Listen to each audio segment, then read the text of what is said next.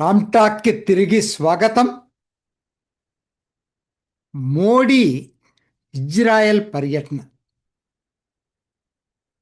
America, Iran, అలానే Israel మధ్య ఏ క్షణమైనా యుద్ధం జరగవచ్చునేటువంటి నేపథ్యంలో మోడీ పర్యటన. ఇది నిజం చెప్పాలంటే చాలా డేరింగ్ విజిట్ అని చెప్పొచ్చు. ఎందుకంటే దాదాపు 4-5 రోజుల నుంచి వస్తుంది వార్త, ఏ క్షణమైనా యుద్ధంలోకి వెళ్ళొచ్చు అమెరికా అని. అమెరికా యుద్ధంలోకి వెళ్తే ఇజ్రాయెల్ మీద ఇరాన్ దాడి చేస్తానని ముందే ప్రకటించింది. ఆ నేపథ్యంలో మోడీ వెళ్ళాడు. అంటే సరదా కోసం వెళ్ళా. రాహుల్ గాంధీ కాంగ్రెస్ పార్టీ అయితే పర్టికులర్గా అదేదో దాన్ని ఒక పెద్ద ఇష్యూ చేసి ఇమ్రాన్ మసూద్ కానీ ఇంకా మహమ్మద్ కానీ టీవీల్లో అసలు ఎందుకు వెళ్ళాలి మోడీ ఈ టైంలో అంటే, రాహుల్ గాంధీలాగా ఆయన సరదా విదేశీ యాత్రలు చేయడు. అవసరం ఉందా కాబట్టే వెళ్ళాడు. అది వాళ్ళకి అర్థం కాకపోవచ్చు కానీ దేశ ప్రజలకు అర్థమవుతుంది ఎందుకని. అది ఎందుకంటే ఇజ్రాయిల్ అధునాతన ఆయుధ నైపుణ్యం కలిగినటువంటి దేశం. అది మనం మర్చిపోవద్దు. చిన్న దేశం కావచ్చు, ఇట్ ఈజ్ ఏ ఇన్నోవేషన్స్ అనేవి అక్కడి నుంచే మొదలవుతాయి. అది మిగతా దీంట్లో సివిలియన్ దీంట్లో కావచ్చు, డిఫెన్స్లో కావచ్చు. అది మనకి ప్రూవ్ అయింది. భారత్కి ఇజ్రాయెల్ నుంచి అటువంటి వెపన్స్ ఎన్నో తీసుకున్నాం ఇజ్రాయెల్ దగ్గర. మొన్న ఆపరేషన్ సింధూర్లో కూడా ఇవి ఉపయోగపడ్డాయి బాగా. డైరెక్ట్గా వెళ్ళి రక్షణ వాళ్ళ రహస్య స్థావరాలను ఛేదించిన డ్రోన్స్ ఇజ్రాయలీ. మనం మర్చిపోవద్దు ఇది. అట్లానే మన రక్షణకి అసలు ఇజ్రాయిల్ వాళ్ళ ఫేమస్ దేనికంటే ఐరన్ డోమ్. అంటే ఒక చిన్న దేశం చుట్టుపక్కల అంతా శత్రు దేశాలు, అయినా అది ఐరన్ డోమ్ ద్వారా తను రక్షించుకుంటుంది. సో ఇట్లా వాళ్ళు చాలా దీంట్లో భారత్కి ఉపయోగపడటమే కాదు, అత్యంత అధునాతన టెక్నాలజీని కనిపెడుతున్నారు ఇజ్రాయెల్. దానివల్ల మనకి చాలా ఉపయోగం ఉంది. ఒక విధంగా చెప్పాలంటే Israel is a miracle country అండి. Miracle country. కొత్త కొత్త ప్రయోగాలు చేయటంలో అది చాలా ముందుంది. మరి భారత్కి ఇది ప్రయోజనమా కాదా దాన్ని చర్చించుకునే ముందు అసలు వాళ్ళ వెళ్ళిన నిన్న చూస్తే అది పార్లమెంటు మొత్తం కూడా మోడీకి బ్రహ్మరథం పట్టింది. బ్రహ్మరథమే. అసలు ఇజ్రాయిల్, ఇరాన్, ఇండియా మధ్య 2 యాన్షియంట్ సివిలైజేషన్స్, వాటిని ఇవాళ మోడర్న్ వరల్డ్లో ఏ విధంగా మనం కలిసి ముందుకెళ్ళాలి అనే దాని మీద వాళ్ళు చాలా, ఇజ్రాయెల్ ప్రజలు కానీ ఇజ్రాయెల్ ప్రభుత్వం కానీ ప్రతిపక్షం కానీ భావిస్తుంది ఏంటంటే, అమెరికా తర్వాత అత్యంత ముఖ్యమైనటువంటి దేశం ఇజ్రాయెల్కి ఏదైనా ఉందంటే అది భారత్. అది చేసేది. ఆత్మవిమర్శ చేసేవాళ్ళు ఒక్కటి నాకు సమాధానం చెప్పాలండి. ఇజ్రాయెల్ రష్యాలాగా ఆల్ సీజన్ ఫ్రెండా కాదా అది చెప్పమనండి. దానికి ఆన్సర్ చెప్పమనండి.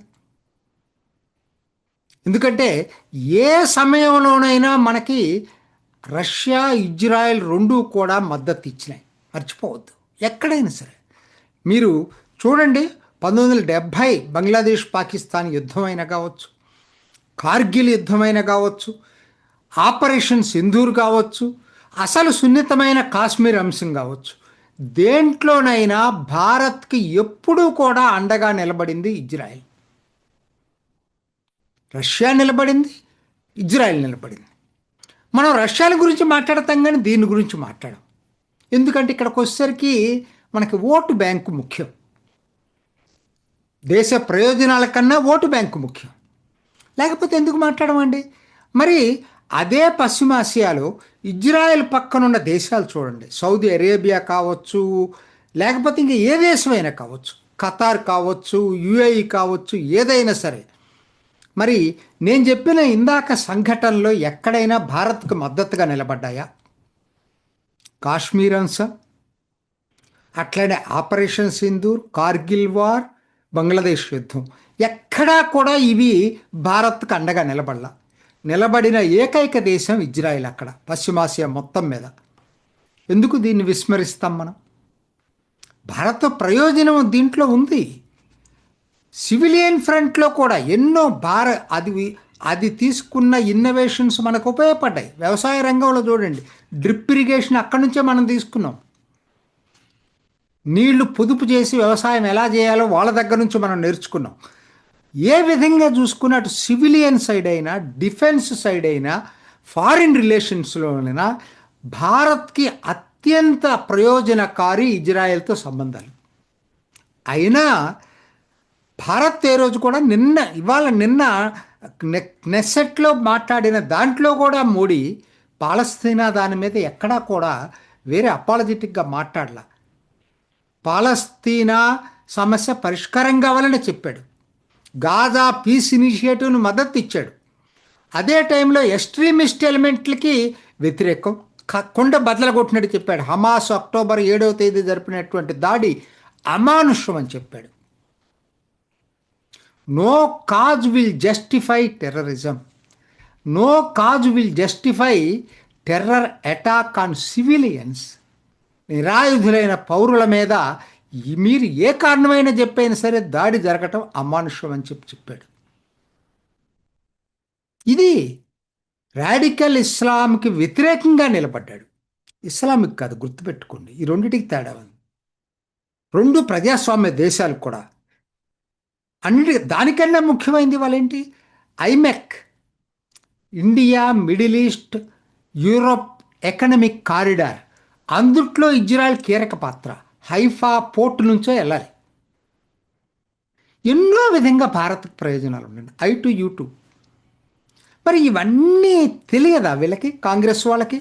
ఐ కెన్ అండర్స్టాండ్ అండి. ఓవైసీ విమర్శిస్తున్నాడంటే ఐ కెన్ అండర్స్టాండ్. బట్ కాంగ్రెస్కి ఏమైంది? కాంగ్రెస్ కూడా అదే ధోరణిలో ఇమ్రాన్ మసూద్ మాట్లాడతాడు, ఇంకొకరు ఎవరో మాట్లాడతారు. అసలు ఇజ్రాయెల్ వలన మనకేంటి లాభం? మరి నేను చెప్పినవన్నీ ఎవరికి లాభమో చెప్పాలి. దయచేసి ఇప్పటికైనా సరే ఒకటేనండి గుర్తు, రెండు దేశాలు అది చాలా తక్కువ. అటు పాలస్తీనా, ఇటు ఇజ్రాయెల్ రెండూ కూడా ఆ దేశపు అత్యున్నత పదవులతోటి మోడీకి గౌరవం ఇచ్చినాయి. వాళ్ళిద్దరు శత్రు దేశాలు అయితే అవ్వచ్చు.